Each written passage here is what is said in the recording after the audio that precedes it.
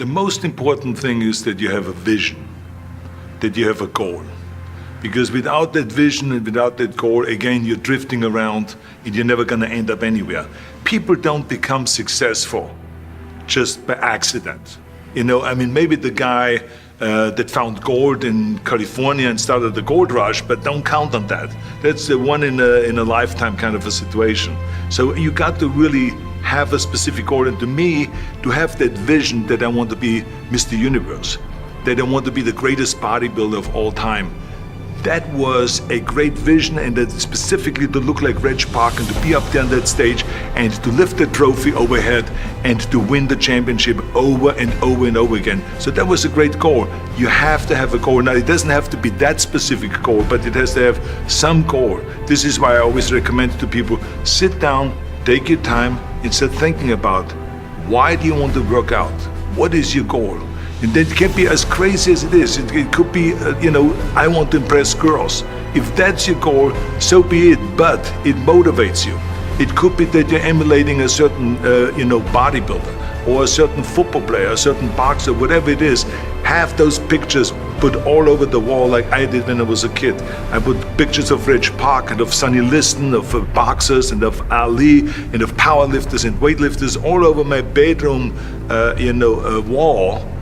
So that every day when I go to sleep, every day when I wake up, I look at those pictures and they motivate me. You need that motivation, and then therefore you have this kind of imprint in front of you all the time, and you know exactly what you're chasing. This is why I always smiled when I was in the gym. People always came up to me and says, why are you smiling? You're working out 5 hours a day. You're doing the same as the other guys, but the other guys have a sour face. They're pissed off that they have to do another rep or another set or something. I looked forward to another 1,000 reps of sit-ups. I looked forward to another 500 pounds of leg press or squat. I looked forward to doing more and more curls until my arms fall off. Why? Because I knew that every rep that I did and every set that I did and more weights that I lifted, I get one step closer to turning that vision into reality. So I was turned on by that. I was excited. I couldn't wait to get to the gym. One of the things of, creating urgency, it can go, one way or the other. Because like, I remember that when I weighed 245 pounds, and Bob Rafelson, the director of Stay Hungry, said to me that I'm interested in having you come in for a reading and work on your acting and all this, because I'm interested in having you in a movie to star with Jeff Bridges and with Sally Fields. I was delighted about that, and I was excited, and I started pumping up more and more. And then he said, but I don't want you to weigh more than 210 pounds. So I said to him, well, it's funny you come to me and you want me to be in a movie, but I'm weighing 245, 246. I say, I just won the Olympia. I say which was 1974, and I was really at my biggest. And but he demanded that, and he says, look, it's very simple. On the day we start shooting, he says, I'm going to put you on a scale, and if you don't make the 210, you're out, because I have someone else in mind. And I worked on it. I started visualizing myself very clearly as a lean athlete, because that's the only way I could lose that weight and all of a sudden get interested in running more. Because up until that point I ran like 3 miles after training or before training or whatever, but now all of a sudden it was 5 miles, 6 miles, 7 miles, 8 miles, and they even ran mini marathons in order to lose the weight, and I did everything with high reps, and I was watching my diet, what I eat and all those kind of things. But the day before, I remember we were in Birmingham, Alabama. The day before I was at the YMCA with Bob Rafelson. He was swimming and I was working out, and I was running. There was a track there and I was running. He says, let's step on the scale. And I stepped on the scale and I weighed 209. So it just shows you what is possible if you visualize exactly what you want to look like. So it can go one way, which is like you can lose weight and get trim and get slim and everything, get the abs out and all this. Or you go the other way and you gain weight because you see yourself big and you see yourself as a winner of a Mr. Olympia or something like that. So it can go either way. But what happened to me that year was very interesting, because I had to drop the weight to 210. And then after I was finished with Stay Hungry, I decided that I go back into the Olympia, because I actually, in my mind, retired in 1974. But because George Butler And Charles Gaines came to me and says, we're going to do Pumping Iron, not only the book that we have that was very successful, but we want to do a documentary. And we want you to be in it, and otherwise it doesn't work. We needed you to be in it. So I said, okay, good. I started training again, and I only had 3 months now. From the time I weighed 210 to go back up again, I didn't make the 240 anymore. I only made 232, 233 in 1975, but I won the Mr. Olympia again, and this was what Pumping Iron was all about and so on. But in each case, it was like certain time limits were set, and I had to perform, and there was no room for any kind of like, well, I can't get my act together or anything like this, because there's only a certain amount of time. But the key thing again is have the clear vision. Have the specific goal of what you want to accomplish, because then you never go to the gym and you say, today I feel down a little bit, I don't know what it is all about, I don't know my life, I'm confused. No. I tell you that I was a perfect example of someone that was not confident at all. I mean, when I was a kid, I was just like any other kid. I had my hang-ups and problems and all this. But when I joined the weightlifting club and I won my first little trophy because I did the best clean and jerk, and then we went to another meet and I won another little trophy, I started feeling like somebody. I started feeling like when I lifted the weight, pound, put it over my head, this weight, I saw the people, this 100 people that were in a beer hall. Usually those weightlifting meets were in a beer hall. They were getting up and they were screaming because I was the 16-year-old kid. I was the youngest on that weightlifting team, and so they were cheering me on because I was this young kid that was performing well. So I was getting little trophies and then bigger trophies, and all of a sudden I started really feeling like, wow, I'm somebody and I can lift this weight and I actually can be a pretty good weightlifter. But actually, everyone is saying that, Arnold, you're gaining so much weight and so much mass.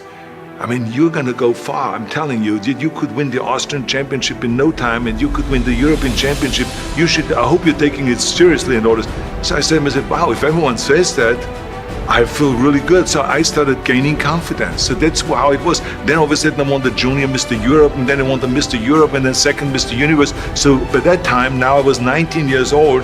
I had over 20-inch arms. Everyone in London, when I arrived at the Mr. Universe contest, and I was 19 years old, they were standing outside the hotel and saying, oh, here he is. This is the guy. So how can you not feel special? So, and of course, not everyone is going to have this kind of a situation, but the bottom line is, everyone can use the same method, because I used it in politics, I used it in making money, I used it in everything that I've done in the movie business. When you have one little victory.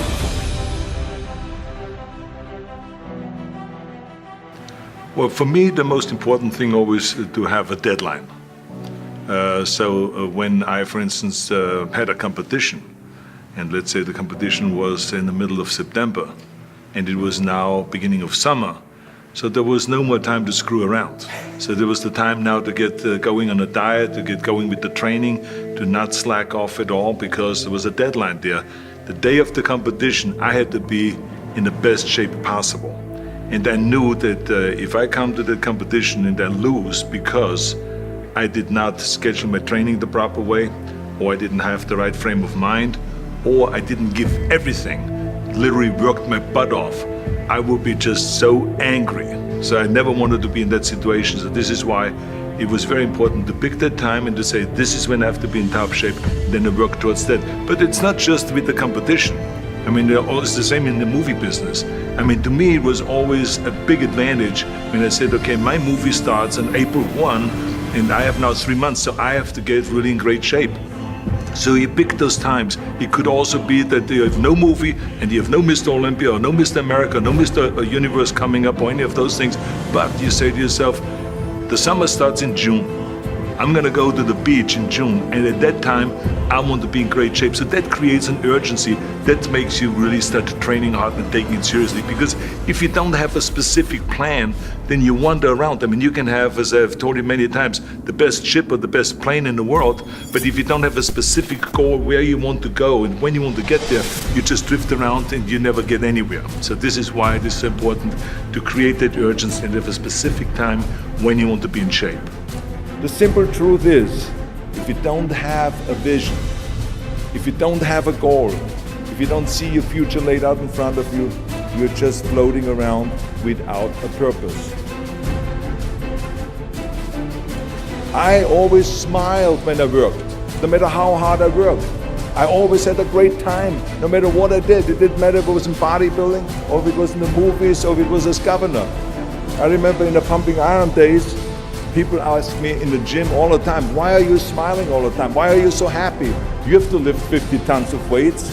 You have to train 5 hours a day. I mean, I look at the other bodybuilders' faces and lifters' faces, and they look kind of depressing. They look sour.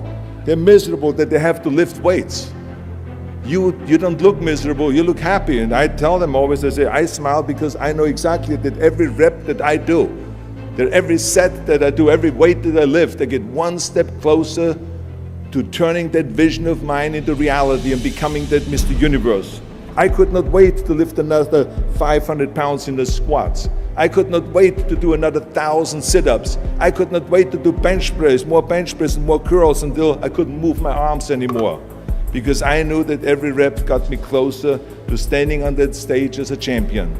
As a matter of fact, when I lifted weights, I didn't really feel like I was lifting weights. I felt like I was lifting a trophy over my head each time I lifted. And to have all those bodybuilders around me and thousands of people screaming. And I tell you that this vision didn't just help me in bodybuilding, it helped me with everything, like I said. I remember in the movie business, there was many times stunts that I had to do where I got hurt, where I was in pain, in agony, and had to do it over and over again. I remember one incident specifically on Conan the Barbarian. There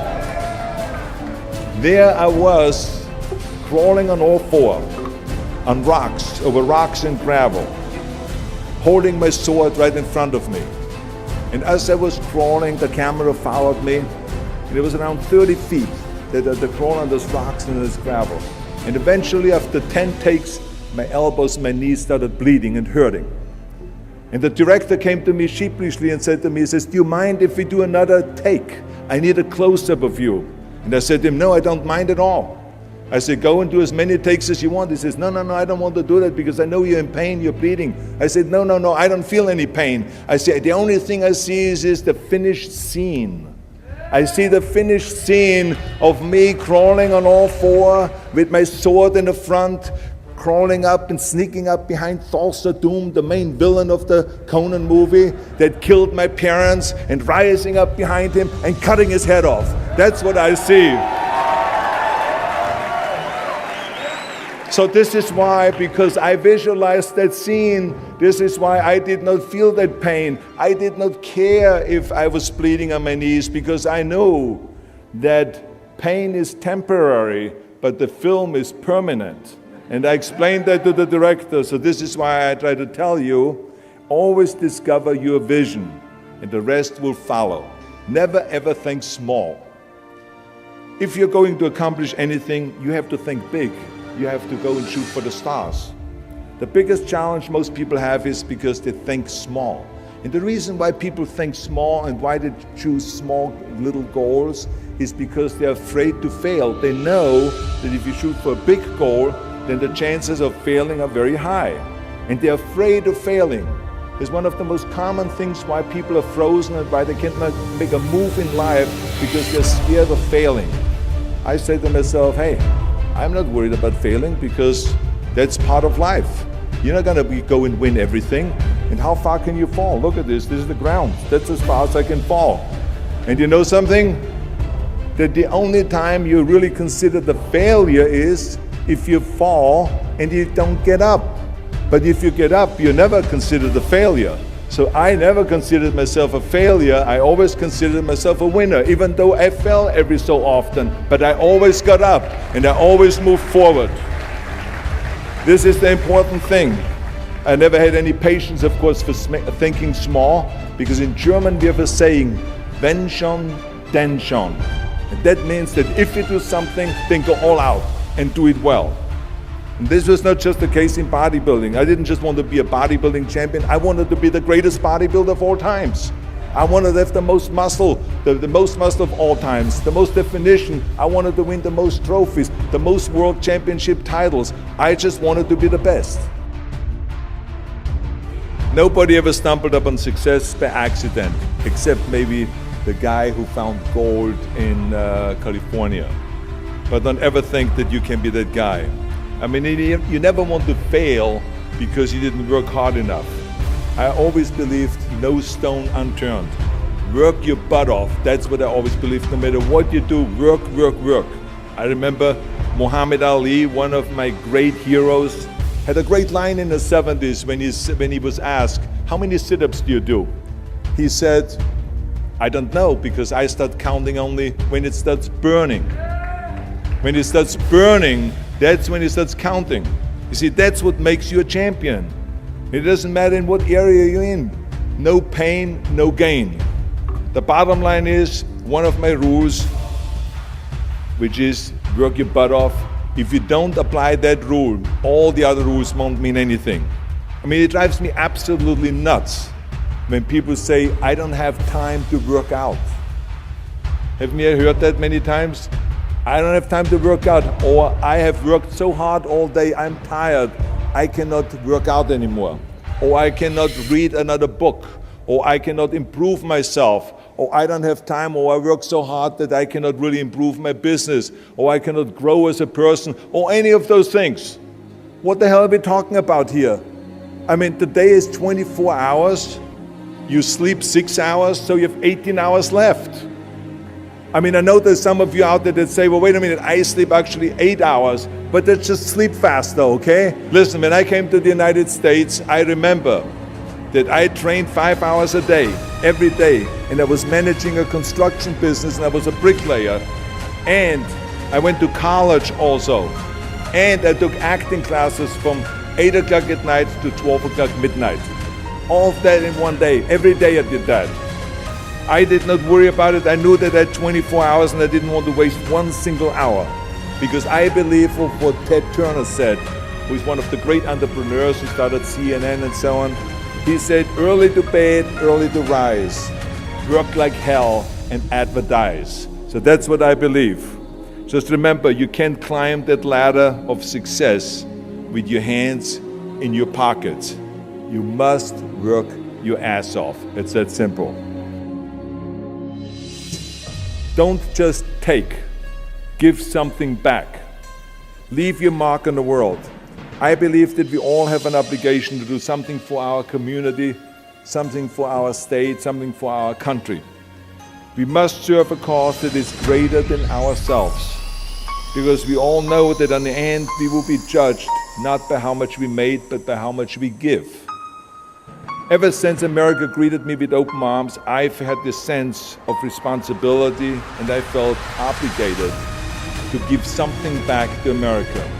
Because I know that everything that I have accomplished is because of America. If it's my bodybuilding career, if it is my show business career, my political career, the money that I've made, my great family that I have, all of this is because of America. But I have to recognize the fact that America did not become the land of opportunity in this great country by itself. No, in history, people worked tirelessly in America. People fought and people died to make it the land of freedom and opportunity and the land of liberty.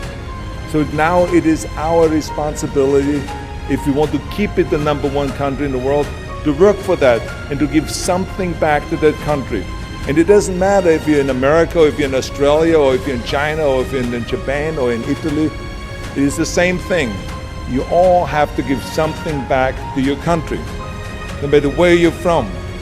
Now, I love the words of my father-in-law, Sergeant Shriver, who started the Peace Corps, the Job Corps, legal aid to the poor during the Kennedy and during the Johnson administration. He was the #1 public servant, and he always inspired me to become a public servant. He was one of my heroes. He said at Yale University at a commencement speech, he said to the students, tear down that mirror. Tear down that mirror that makes you always look at yourself. And you will be able to look beyond that mirror, and you will see the millions and millions of people that need your help.